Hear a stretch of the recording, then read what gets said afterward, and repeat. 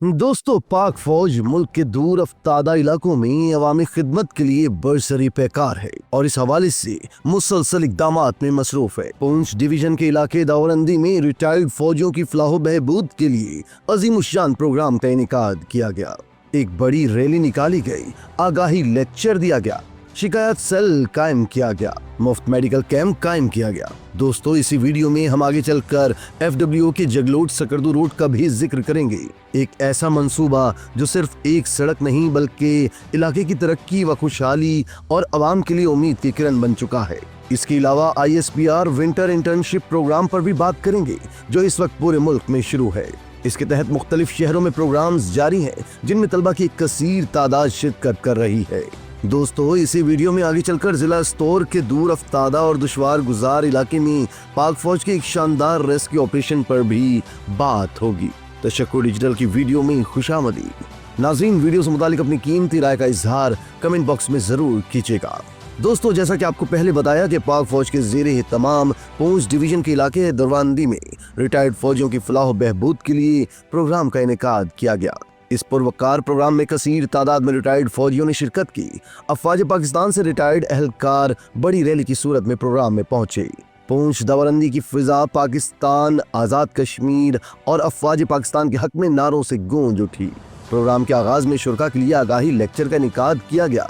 Programme में एक mobile शिकायत सेल कायम किया गया जहां वेटरन्स की शिकायत सुनी गई और उनके हल के लिए इक़दामात को अमली जामा पहनाया गया। इस मौका पर मुफ्त मेडिकल कैंप भी लगाया गया जहां 260 से जायद मरीजों का चेकअप किया गया और मुफ्त अद्वियात दी गई।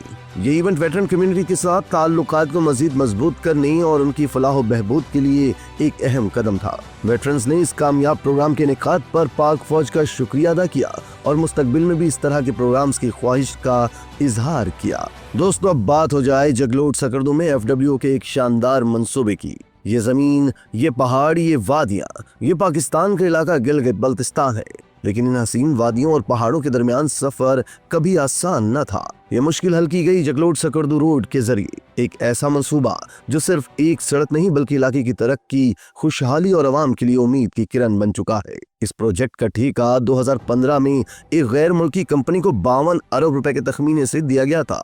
ताहम गैर मुल्की कंपनी इस मंसूबे को दरपेश चैलेंजेस जैसे दुश्वार गुजार पहाड़ों, सगलाख चट्टानों और मौसमी हालात की मुश्किलात के बाइस इस पर काम करने से कासिर रही। 2017 में यह मंसूबा FWO को सौंपा गया। FWO ने इस चैलेंज को कबूल किया और अपनी गैर मामूली महारत, अज़म और मेहनत के जरिए इस मंसूबे को कामयाबी से मुकम्मल किया। हैरत अंगेज बात यह है कि जहां एक तरफ गैर मुल्की कंपनी ने इस मंसूबे के लिए 52 अरब रुपए मांगे थे, FWO ने यह शाहकार सिर्फ 31 अरब रुपए की लागत में मुकम्मल करके अपनी काबिलियत और कारकर्दगी का एक नया मेयार कायम किया। मंसूबे के मुताबिक जगलोट सकरदू रोड की कुल लंबाई 164 किलोमीटर थी। ताहम FWO ने आवाम की सहूलत को मद्देनजर रखते हुए बिला मुआवजा इजाफी 3 किलोमीटर का रास्ता तामीर किया, जिसकी बदौलत ये सड़क रेडियो पाकिस्तान चौक से मिलाई गई और सकरदू शहर तक मुकम्मल कर दी गई। इसके अलावा इस सड़क पर 28 पुल और 484 किलोमीटर तामीर किए गए। ये मंसूबा सिर्फ तामीर का नहीं बल्कि सब्र, हिम्मत और कुर्बानी का भी है। जगलोट सकरदू रोड ऐसे दुश्वार गुजार पहाड़ों से गुजरती है